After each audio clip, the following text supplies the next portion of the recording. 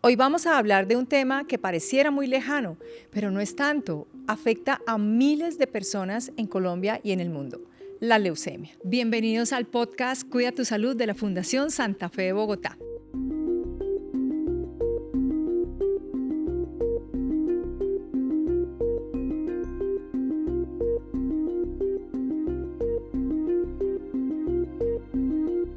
Hoy vamos a resolver preguntas como ¿qué es la leucemia?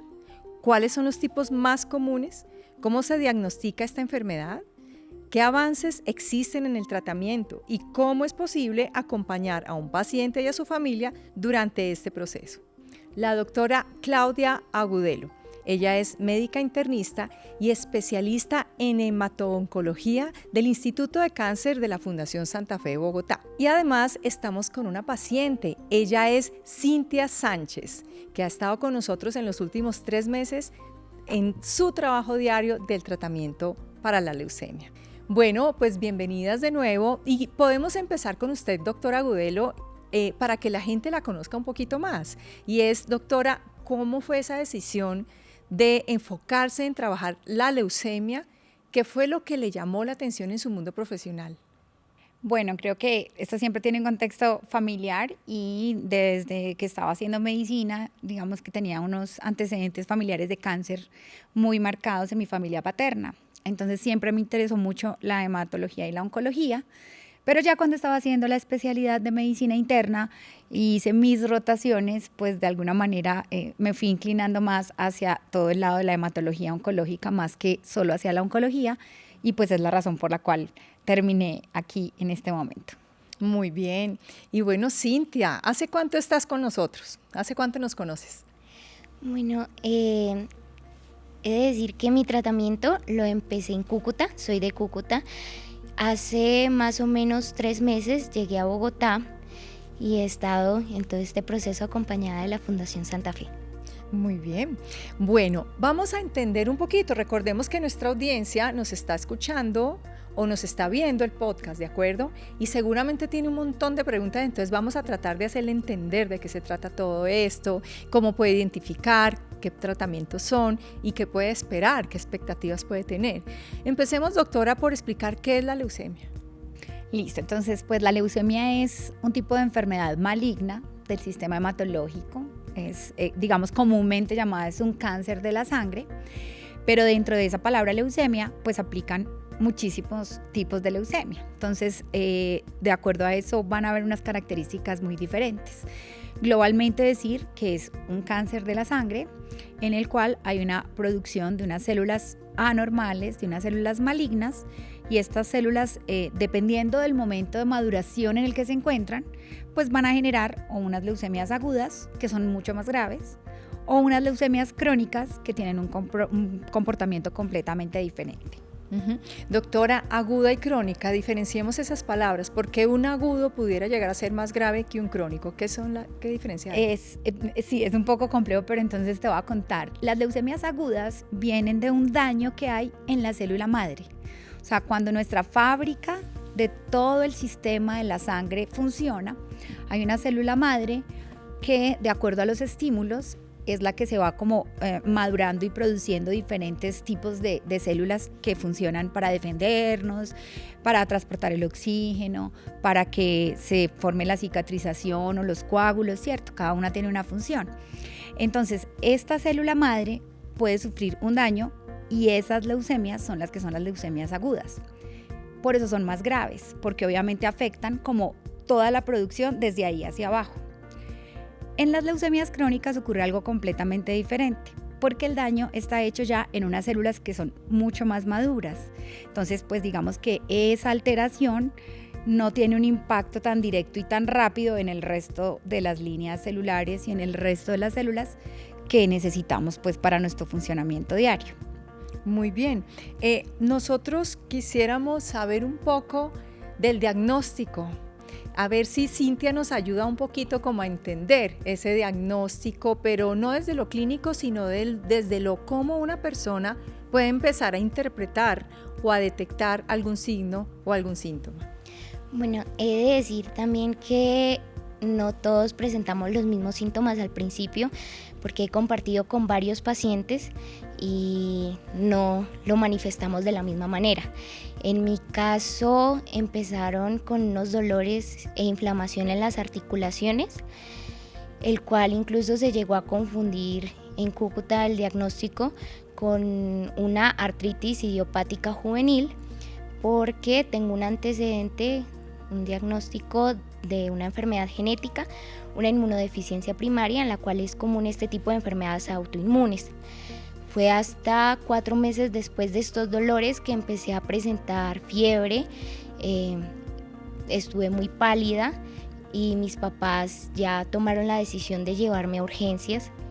En urgencias se realizaron todos los exámenes, me realizaron un hemograma en el cual tenía anemia, la hemoglobina estaba en 5, encontraron células inmaduras, como lo decía la doctora, a lo cual decidieron hacer una punción de médula ósea, una biopsia, y ahí encontraron el diagnóstico de leucemia linfoblástica aguda. Uh-huh.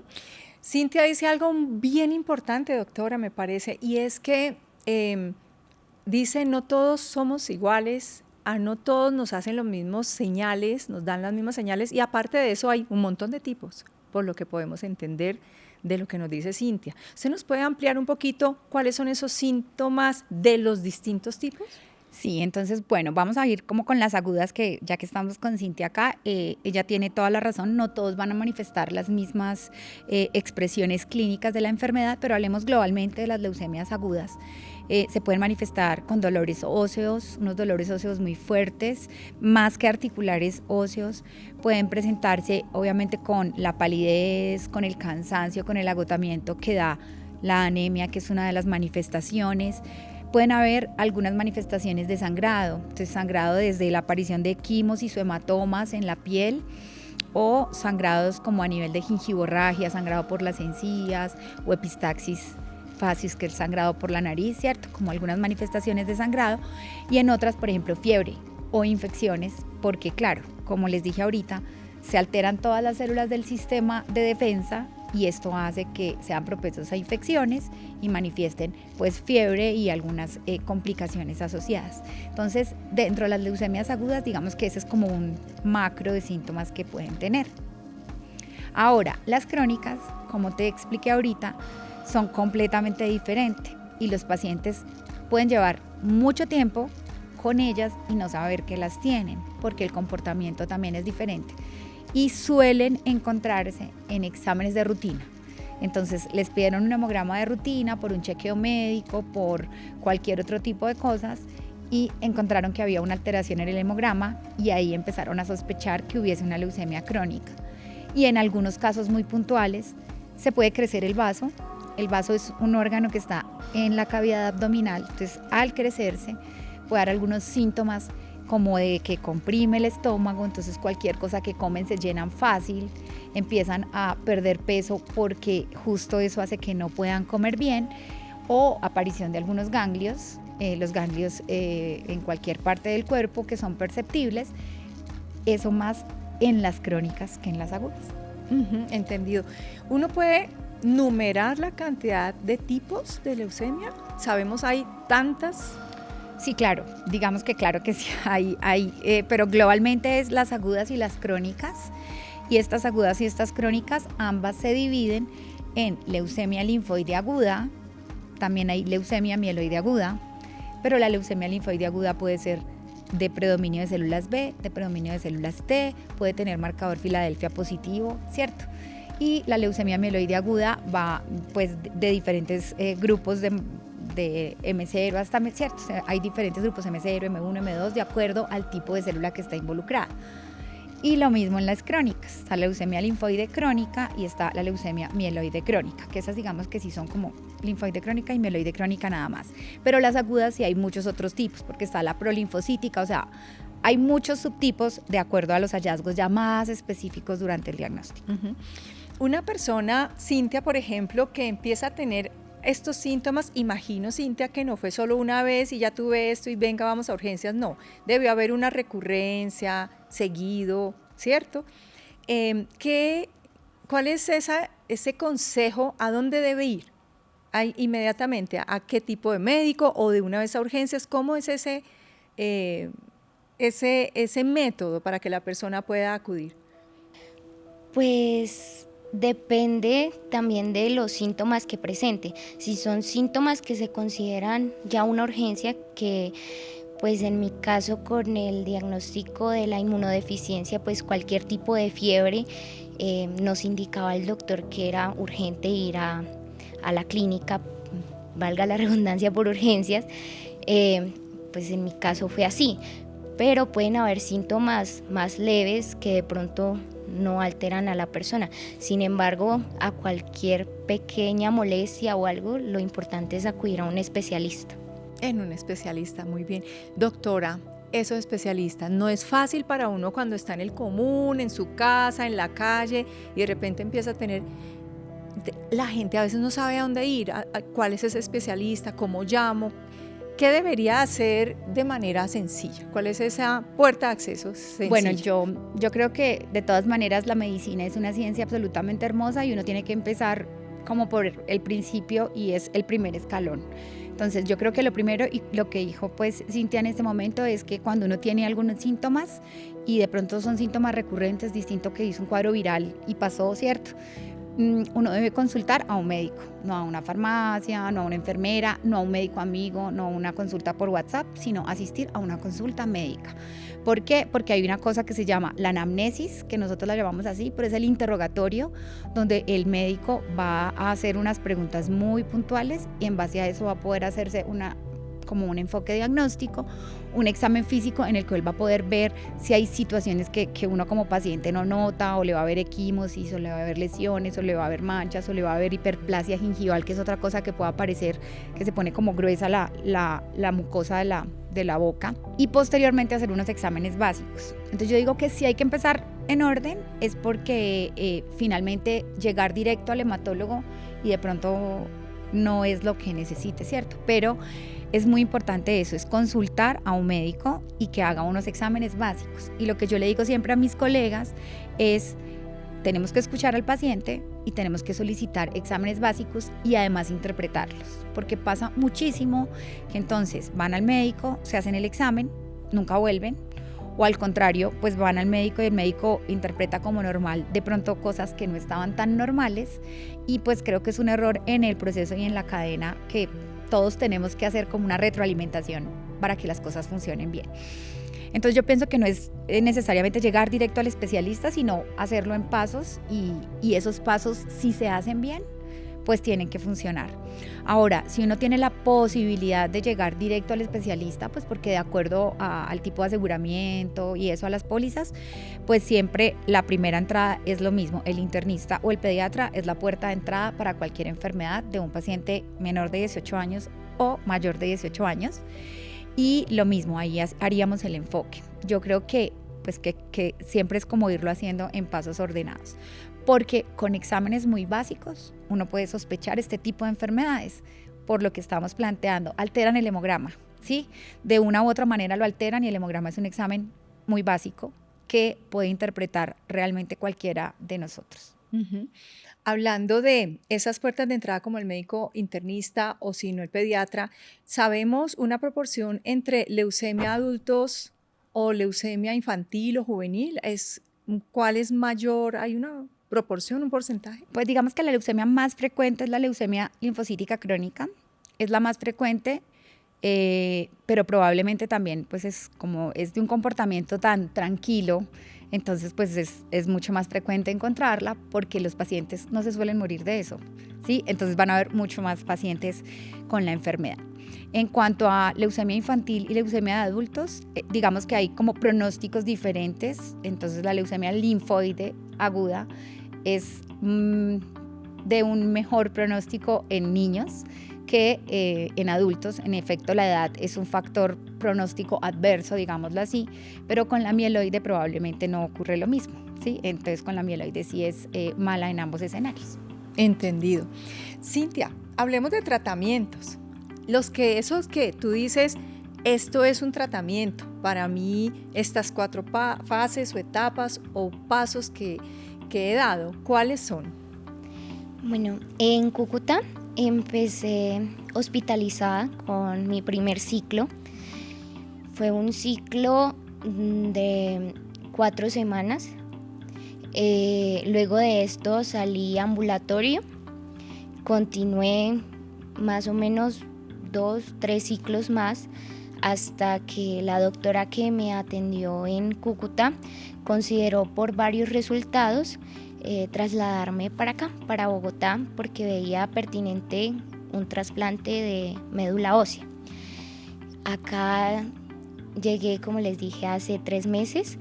Hemos realizado 2 ciclos de quimio normal, un ciclo con inmunoterapia con blinatumomab y actualmente, precisamente hoy, voy a empezar mi segundo ciclo de inmunoterapia con el mismo medicamento y esperamos que con el cierre de este empecemos el proceso de trasplante y así culminar. Muy bien, has sido súper clara con los pasos, impresionante. Te felicito porque es una claridad, mira, un orden y un juicio de todo. ¿De acuerdo, doctora? Doctora, no todo el mundo tampoco tiene el mismo tratamiento, así como si bien no los síntomas son los mismos ni el tipo de leucemia es la misma, pues los tratamientos no lo son. Podemos hablar de, a grosso modo, porque pues como son tantos tipos, pues creo que necesitaríamos no un podcast, sino una temporada completa. ¿Cierto? Pero contemos un poco esos tratamientos gruesos o principales que tendrían en general las leucemias. Entonces, mira, te voy a decir, voy a hablar de las crónicas primero y es la leucemia mieloide crónica. Tiene una particularidad y es que tiene un daño específico que tiene una terapia dirigida. Entonces, la leucemia mieloide crónica globalmente se trata con pastillas, que son unos medicamentos que son inhibidores de la tirosina quinasa, que por fortuna han cambiado el desenlace de esta enfermedad y estos pacientes que hace unos años solo se curaban con trasplante y solo se tenían que tratar, con trasplante para curarse, ahora realmente tienen unas supervivencias similares a la población general con el uso del medicamento. Ese es uno.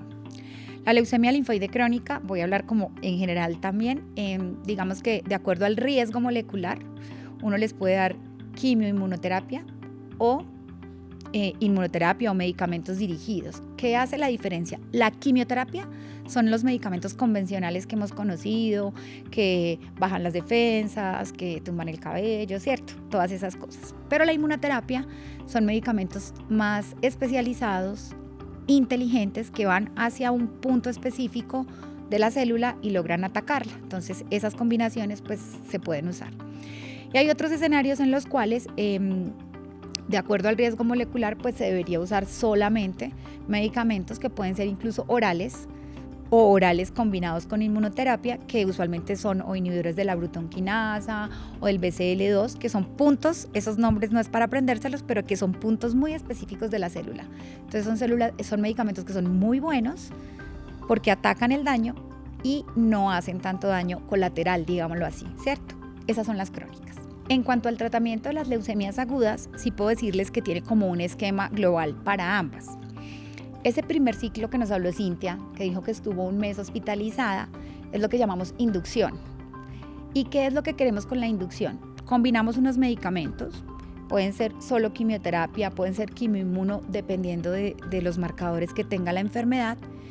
Y lo que hacemos es tratar de barrer con todas esas células malas, con todas esas células inmaduras. En ese proceso tenemos unas implicaciones y es que se va a bajar todo, va a haber anemia, se van a bajar las defensas, se van a bajar las plaquetas, pueden haber necesidad de soporte transfusional y luego va a haber un proceso en el cual la fábrica de la sangre o la médula ósea se va recuperando. Cuando ya se recupera y llega a unos niveles como seguros, acabó la inducción y ahí evaluamos, miramos otra vez con un examen de la médula ósea en qué vamos. Y de acuerdo a cómo vamos siguen las fases de consolidación y esos bloques de consolidación pueden ser ambulatorios o hospitalarios de acuerdo al esquema. ¿Qué está planteando ella? Cuando la respuesta no es la que uno espera, cuando todavía están persistiendo células malas, uno tiene que dar como o protocolos de rescate o protocolos de reinducción, ¿cierto? o cuando uno quiere simplemente llevar a ceros del todo, tiene muy poquitas células pero quiere llevar a ceros, puede usar medicamentos como el que ella está hablando del blinatumomab para tratar de que queden ceros y llegue en la mejor condición posible al trasplante. Pero normalmente es así: inducción, miramos cómo va y luego se sigue con un proceso de consolidación que es como un refuerzo del tratamiento para llevar a la respuesta que queremos. Uh-huh. Doctora, mire que Cintia nos contó dentro de esa vivencia una necesidad de ser trasladada para la Fundación Santa Fe Bogotá, al Instituto de Cáncer, ¿de acuerdo? ¿Cuáles son esas razones, llamémoslo así, esa diferencia que tiene el Instituto de Cáncer para tratar una leucemia? Bueno, pues obviamente amo mi institución y creo que pues tiene todas las garantías para poder dar los tratamientos específicos, pero además hay instituciones que no cuentan con la posibilidad de hacer trasplante, hay instituciones que no cuentan con la posibilidad, por ejemplo, de la aplicación de esta inmunoterapia que habla Cintia, o nosotros, por ejemplo, el blinatumomab se puede poner intrahospitalario, 28 días, pero también hay una manera de aplicarlo con bombas de infusión en la casa. Entonces el paciente puede estar acá los primeros días y después, a gusto pues del paciente, de acuerdo a las necesidades, de acuerdo a la cobertura, pues poder estar el resto del tratamiento en su casa con una vigilancia cada cierto tiempo. Eso también pues da unas garantías, porque hay pacientes que no quisieran estar hospitalizados, que la comida en la clínica pues no quieren tener que tenerla, que sí, todos estos cambios que implican, pues porque es un cambio de vida. Entonces creo que pues en el instituto está el personal capacitado, tanto médico como de enfermería, toda la red de soporte que se tiene, cuidados paliativos, nutrición, psiquiatría, psicología, terapia física, terapia ocupacional, que son parte de que los pacientes puedan mantener una vida muy normal, puedan mantener actividades diferentes a lo que harían en una clínica normalmente, y además pues la tecnología desde el punto de vista del diagnóstico, de que se tiene cómo hacer los estudios que pueden tener un reporte rápido, los estudios moleculares y pues obviamente los medicamentos. Y actualmente también el trasplante, que no solo contamos con trasplante pues de adultos, sino también trasplante para personas menores de edad o para niños. Entonces creo que es toda esta capacidad integral de la atención para los pacientes, que en otros sitios no se tienen, que por convenios no los tienen, que por ser otras ciudades intermedias de pronto tampoco los tienen. Entonces pues creo que esas son las razones para que puedan llegar acá. Uh-huh. Habló usted como de una integralidad o como un 360 que rodea al paciente de todas las aristas que requiere, y como bien decía, desde nutrición hasta tratamiento, terapia, pero también psicología y demás, ¿no? Entonces podemos contar con que ese paciente está rodeado. Totalmente. Uh-huh. ¿Tú te has sentido así de rodeada, Cintia? Sí, claro que sí. ¿Cómo ha sido eso? ¿Cómo ese rodear para ti qué ha significado? ¿Quién te habla, quién te mira, quién te ve? ¿Cómo ha sido esa experiencia? Mi médico tratante es el doctor Oscar González. Él pues es el encargado principalmente de revisar mis exámenes, del tratamiento, de los pasos a seguir, pero dentro de la institución hay varios doctores, como la doctora María Adelaida, que es la doctora de cuidados paliativos y dolor. Están los psicólogos, los psiquiatras, que siempre, cada día, vienen a mi habitación cuando estoy hospitalizada a saludarme, a preguntarme cómo estoy. La calidez con la que me atienden las enfermeras es incomparable. Todos son muy amables, todos tienen una sonrisa, todos te contagian como de esa alegría, que es muy importante para poder afrontar este tipo de situaciones. Las chicas del voluntariado, del trabajo social, las de la cocina, la comida, todos, o sea, totalmente muy bonito todo. Muy bonito todo. Y yo pensaría que tú eres la que nos contagias de alegría y de esa luz hermosa que tienes. Yo creo que es como al revés la cosa. Bueno, muy bien. Mira, en esta investigación que hicimos para el tema, también hay preguntas de la audiencia, porque pues las personas les preguntamos qué quieren saber sobre la materia y pues nos hacen algunas preguntas. Entonces yo tengo por aquí algunas. Por ejemplo, Camila Gutiérrez nos pregunta desde Instagram, ella dice que sí, en niños específicamente, ¿cuáles son esos síntomas? Que un niño, incluso, que vaya esa identificación desde el niño mismo. Porque qué rico hacer ese llamado, ¿cierto? Los niños y los adolescentes son perfectamente capaces de decir, algo está pasando conmigo. ¿Qué sería eso que solos puedan empezar a identificar y luego ya los padres? Bueno, yo creo que tengo que decirle a Camila que desafortunadamente las leucemias no tienen un síntoma único como muchas otras enfermedades, ¿cierto? Las enfermedades cardiovasculares, dolor opresivo que se irradia, ¿cierto? Hay cosas muy puntuales. Creo que lo que hay que decirle es síntomas como palidez, como equimosis, como sangrados fáciles, como que el niño se empiece a quejar de dolor, que a veces no le ponemos cuidado, hay que consultar, ¿cierto? No solo es que es el dolor del crecimiento, no solo es que le va a salir algún diente y le dolió, o no solo es que la nariz se lastimó, sino como interpretar que, sobre todo, la sumatoria, ¿cierto? No es solo que le duela, le están doliendo los huesos y está con equimosis, le está doliendo los huesos y está con moraditos, le está doliendo los huesos y está con fiebre, ¿cierto? Es eso, pero es muy difícil que una persona pueda identificar solo por síntomas una leucemia aguda. Y tenemos que ser muy claros en eso también, porque hay pacientes o hay personas que tienen familiares con leucemia y tienen como la obsesión de hacerse un hemograma cada mes. Y se pueden hacer el hemograma hoy y estar perfecto. Y llegan al mes siguiente y ya tienen leucemia aguda, porque así es, porque así se desarrolla. Entonces hay que ser muy claros también en eso, en que es muy difícil que con un solo síntoma lo puedan predecir y que tampoco hacer hemogramas me voy a hacer un hemograma cada mes porque si tengo una leucemia, eso tampoco va a predecir o no que la desarrollemos. Doctora, claro, no todos los síntomas y signos son iguales y no hay que tener una obsesión. Y entonces ahí viene una pregunta mía, no de la audiencia, y es, esto, cuando dicen es que yo tengo familia con leucemia, entonces me voy a volver obsesivo, ¿es que es genético? No necesariamente es genético. O sea, estas enfermedades no hemos podido decir que realmente haya un predictor. Puede que hayan algunas de las enfermedades hematológicas, pueden ser más frecuentes, pero no hay una herencia directa como mi papá tuvo leucemia, yo voy a tener leucemia. No funciona así. No funciona así. Ni abuelos, ni nada. No Exacto. necesariamente. No está claramente identificado ese tema genético. Exactamente. Ok, muy bien. Federico García desde Facebook nos pregunta ¿qué tan accesibles son los tratamientos actuales para la leucemia en Colombia? Porque a veces suena como de la NASA el tema, ¿no? Como no, eso, pero no, definitivamente hay los tratamientos en Colombia. ¿Qué tan fácil o difícil es acceder?